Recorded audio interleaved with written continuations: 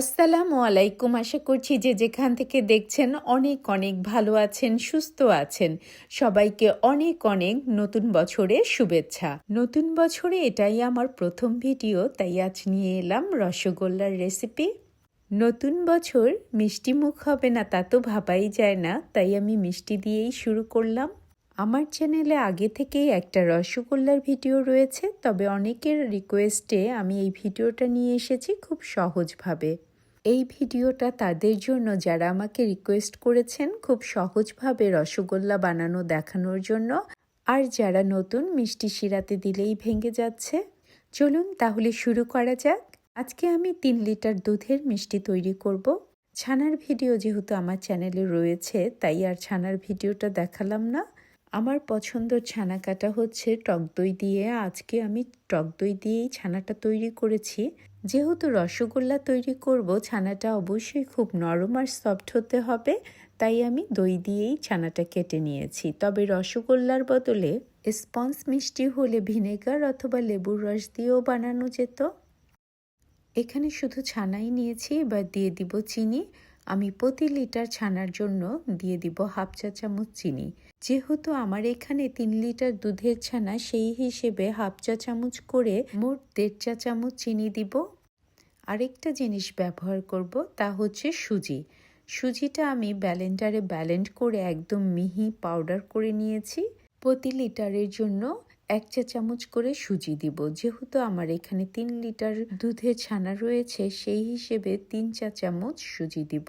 সুজিটা আপনারা চাইলে না গুঁড়া করেও দিতে পারেন, তবে সেক্ষেত্রে স্পঞ্জি একটা ভাব চলে আসবে। রসগোল্লাতে কিন্তু স্পঞ্জি ভাবটা থাকে না, একদম নরম তুলতুলে হয়। সেই জন্যই সুজিটা একদম পাউডার করে দিলেই ভালো হবে। আপনারা চাইলে সুজির বদলে ময়দাও ব্যবহার করতে পারেন। আমি একটু দেখিয়ে দিলাম আমার ছানাগুলো কত সফট, কত সুন্দর হয়েছে। কারণ হচ্ছে আমি টক দই দিয়ে ছানাটা করেছি। টক দই দিয়ে কাটা ছানা খুব বেশি ময়ান করতে হয় না, 4-5 মিনিট ময়ান করলেই এনাফ। তারপরে যদি কারো মনে হয় আর একটু মথার প্রয়োজন, তবে বেশি হলে 5 থেকে 6 মিনিট, তার বেশি ময়ান করার প্রয়োজন নেই। খুব বেশি ময়ান করলে ভালোর বদলে খারাপই হয়ে যায়, কারণ ছানার ফ্যাটটা বের হয়ে আসে আর ছানাটা রসগোল্লার জন্য উপযুক্ত থাকে না, শক্ত হয়ে যায়। ছানাটা ময়ান হয়ে গেছে 3-4 মিনিটের মতো, তবে আমি আরেকটু ময়ান করে নিব। যখন ছানাটা প্লেটে আর লেগে থাকবে না, সুন্দরভাবে উঠে আসবে, তখনই বুঝে নিব ছানাটা তৈরি হয়ে গেছে মিষ্টির জন্য। অনেকেই আমাকে জিজ্ঞেস করে থাকেন ছানাটা কি হাতের তালু দিয়ে ময়ান করতে হবে? এমন কোনো কথাই নেই, যে কোনোভাবেই ছানাটা ময়ান করে নিতে পারেন। অনেক বেশি ঘষে ঘষে ছানা ময়ান করার কোনো প্রয়োজন নেই, খুব আলতো হাতেই ছানাটা ময়ান করে নিতে হয়। ছানাটা রেডি হয়ে গেছে, খুব সুন্দরভাবে প্লেট থেকে উঠে আসছে।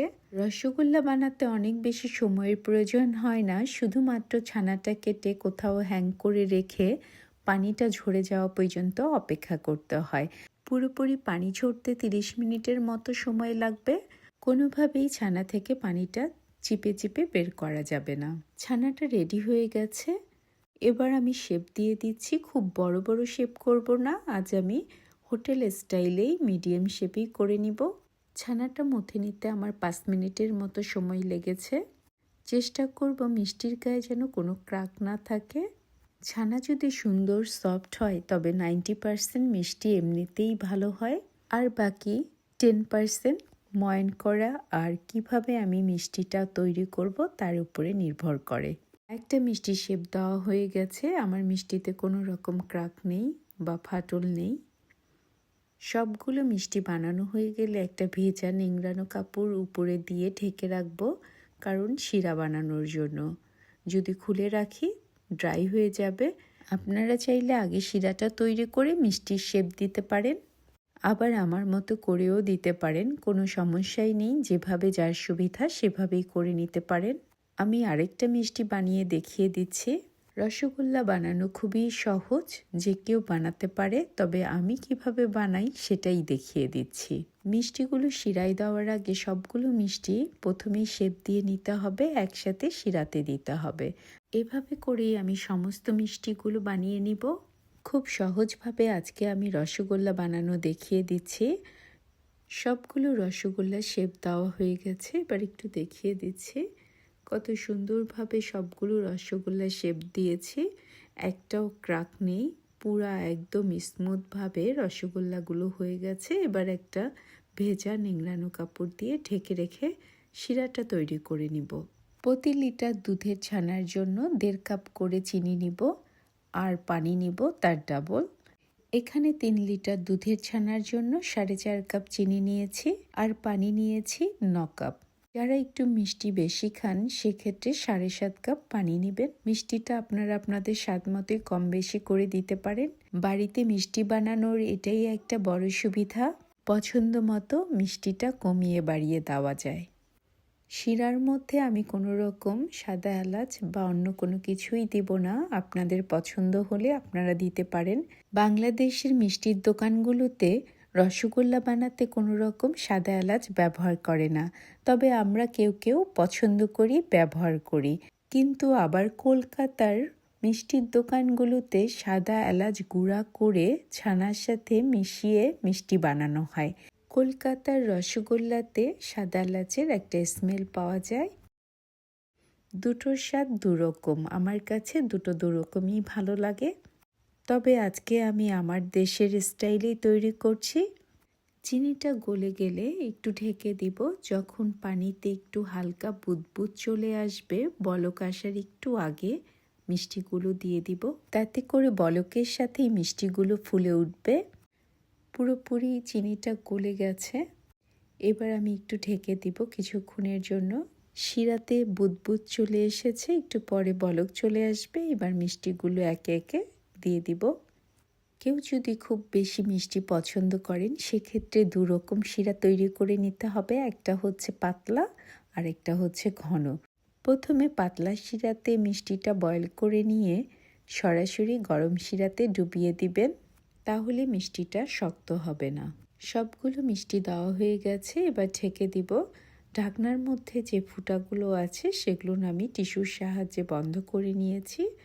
7 মিনিট জাল করে আমি ঢাকনাটা সরিয়ে এবার চেক করে নিচ্ছি আমার মিষ্টিগুলো ফুলে উঠেছে। আবার ঢেকে দিব 13 মিনিটের জন্য। মিষ্টিগুলো মোট আমি 20 মিনিট জাল করে নিব। রসগোল্লা 20 থেকে 25 মিনিট জাল করলেই হয়ে যায়, তবে অবশ্যই 30 মিনিটের বেশি জাল করবেন না, তাতে করে মিষ্টিটা শক্ত হয়ে যাবে। আরও 10 মিনিট হয়ে গেছে, আমার মিষ্টিগুলো ফুলে একদম বল হয়ে গেছে। এর বেশি আর ফুলবে না, যতটুকু ফুলার ফুলে গেছে। আরও 3 মিনিট জাল করে নিব, মোট 20 মিনিট আমি জাল করব। 3 মিনিট হয়ে গেলে চুলার জাল বন্ধ করে নামিয়ে রাখবো, কারণ গরম চুলায় রেখে দিলে মিষ্টিগুলো ওভারকুকড হয়ে যেতে পারে। মিষ্টিগুলো হয়ে গেছে, আমি 8 ঘন্টা পরে সার্ভিং বলে উঠিয়ে নিয়েছি। একটা মিষ্টিও ফেটে যায়নি, ভেঙে যায়নি, একেবারে তুলতুলে নরম রসগোল্লা তৈরি হয়ে গেছে। তৈরি হয়ে গেল অসম্ভব মজার রসে ভরা রসগোল্লা। যদি আমার এই চমৎকার মজার রেসিপিটা আপনাদের ভালো লাগে তবে অবশ্যই একটা লাইক, কমেন্ট অ্যান্ড সাবস্ক্রাইব করে আমার পাশে থাকবেন। আপনারা সবাই অনেক অনেক ভালো থাকবেন। আল্লাহ হাফেজ।